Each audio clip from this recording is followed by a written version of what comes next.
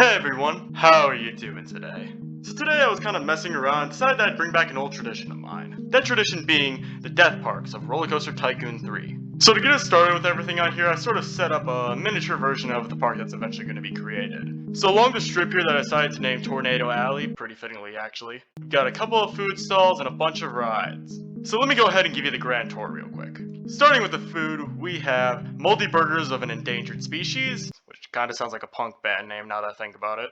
Provided by child slaves, Chuck E. Cheese's pizza, which is as moldy and gross as physically possible.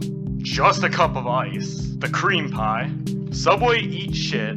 Those really hard cookies that make your teeth hurt. And piss in a cup. Moving on to the rides, we have Watch Your Head, which is a very fitting name given how close her head gets to the bottom of this thing.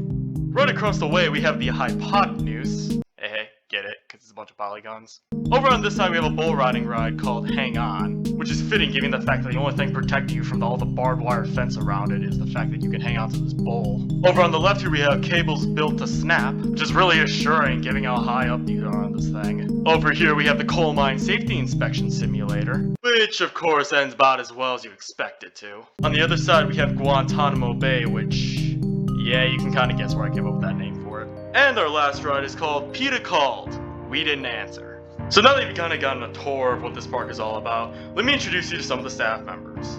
Over here we can see a security guard dressed in all black to represent the Gestapo, and our mechanics are dressed in all red so that you freak out as much as possible whenever there's an emergency. Now this park seems all fine and dandy, but I'm not here to just give you a tour of what I've already done. I'm here to make a few improvements that I think are necessary to this park. So let's take care of some business real quick. So right off the bat, we're going to put a no entry sign so that no one can ever leave. But of course, we need to get rid of some outside sources. Now, what to do with you? Alright, that should about do it. Fun fact, this is the only path in the park that has a black top, just to make him suffer a little bit more. So, now that we made sure that the outside world can't figure out what we're going to be doing in here, not like they ever could, we're going to be making a few more improvements to the park. Now of course in a game like Rollercoaster Tycoon 3, we're not going to be able to have a theme park without roller coasters in it, right? So here we're going to take this Corkscrew Coaster, get it in the most convenient location possible, get as many stations as we physically can, and here we are! The most thrilling coaster in the world, holy shit intensity. So what this coaster does is actually a launched, but it's not like one that you would normally expect. You see, while it is a launched coaster, its launch is at about 2.24 miles per hour. It's going. It's gonna make it. I'm gonna tell you right now, it's gonna make it. And back down we go. Man, wasn't that the best? I especially like how it goes faster going back into the station than it does coming out of it. Also, this last car over here literally does nothing but goes forward slightly and comes back. I mean, just look at these amazing ratings that people are giving us. Alright, so while people are distracted by that coaster over there, let's maybe make something that's a bit more family oriented. And what's more family driven than some go-karts? Let's make it a big track too, just so people get enough bang for their buck. Alright, I'm gonna need a few minutes to finish this. Alright, let me explain. So have any of you been on a road trip where you've gone through like a mountain range, or just like a bunch of hills and whatnot? The ones where you feel like you're at the top of the world, the full breeze and sky right above you, and nothing below you but the wreckage of those who are a little less fortunate. So I decided to make a go-kart track that simulates that exact experience. One with a bunch of tight and death-defying curves, large hills that are basically impossible to slow down on, and tunnels that are purposely meant to blind you and cause you to crash. So with a quick paint job and the name change to The Hills Are Dead with the Sound of Screaming, we can officially open this to the public. And here they come. What a great addition to add to our park. You know, with all this food that I added, I completely forgot about adding bathrooms. So I went ahead and got that sorted. Of course, we couldn't be too nice to them. So essentially to get to the bathrooms, you have to go all the way up the stairway to heaven right here, right to the very edge of the park, all the way back down, and do that just a couple more times, until you finally make it up this pathway, back down, and then reach the bathrooms on the complete other side. Of course, none of these sorry citizens are going to think about jumping that though. This man right here is on duty. So there's no possible way for any of them to take the shortcut. They've got to do all of this in order to get there. So I think this area right here is a little bit too empty. So I'm just going to make a few rides and I'll be back with you shortly. Alright, so I've added a couple new things to this back area over here. Let me give you a little tour of what I've done so far. So right here we have the bumper boats.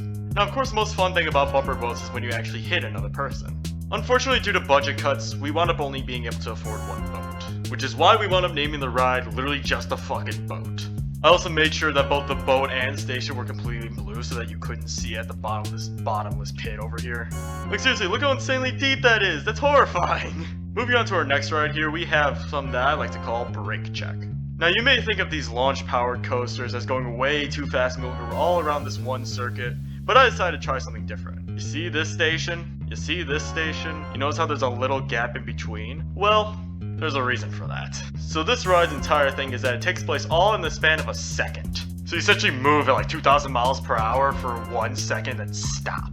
Of course, some people would worry that you wouldn't be able to actually be caught in the station, you know, like the brakes fail and whatnot, which is why I added this brick wall over here as a little catch fence. Finally, we have a ride that I like to call Flight Risk. I have no idea how tall this thing is. I essentially let my auto clicker run for like 5 minutes, and that's about the height that I came up with. Now the reason why I call it Flight Risk is because this thing is like a light blue, so if any plane were to try to fly through it, they probably wouldn't see it in time and crash. Now you might be thinking, oh, is this just a launch tower, right? You would be incorrect. This is actually a freefall drop tower. So I found out a long time ago that regardless of how high you make this thing, people actually will still get on it because it doesn't go any faster than the intensity of a regular freefall. Which basically means that people are going to actually try to get on this thing and will never come down. So for our last little project, I decided that we should build another roller coaster to end it off with something pretty massive. And I found the perfect space to do just that. So we're going to take this Hyper Twister coaster over here and build a pretty sizable station. And by pretty sizable, I of course mean the longest physically possible. We're going to make a quick left turn out of the station, and then start adding the chains. Like a lot of chains. And turn all the way back around here. Yeah, some of you might already know where this is going. I'll be back in a minute. Alright, so this should be about good. This right here, ladies and gentlemen, is what I call the Infini Coaster. Essentially, this train travels along these chains at about 2.43 miles per hour, and then comes back into the station. And then continues to repeat it for about 100 times. This coaster will take about 12 years to complete. Of course, people are going to be waiting a long time, so I figured I'd make a big queue. And what's better than a bunch of cattle pens? Based off my own real life experiences at theme parks, I decided that the cattle pen was the most atrocious way in order to store as many people in such a small space as possible for this ride. To ensure compliancy, I decided to add a no entry sign right here just to make sure that no one actually ends up leaving the line if they regret their decisions. And over here we have the exit for the ride, which will basically never be used. Now I know what you might be thinking. What in the hell happened to the rest of the park? Well, I got kind of bored and decided to make my park basically just a giant living hellscape. A constant reminder that you are now officially in hell. So I think we've gotten the point across that this is basically the worst place on Earth, and that coming here would be the last thing you ever want to do on a vacation. You're not only a prisoner of this park, but you're also constantly reminded of it too. All while the park inspector stares off in agony. I especially liked how he turns towards the direction of the newest thing that he built, so he's just like, oh god, what did he build this time? So anyways, I hope you all enjoyed this little scenario that I created, and I'll catch you all later.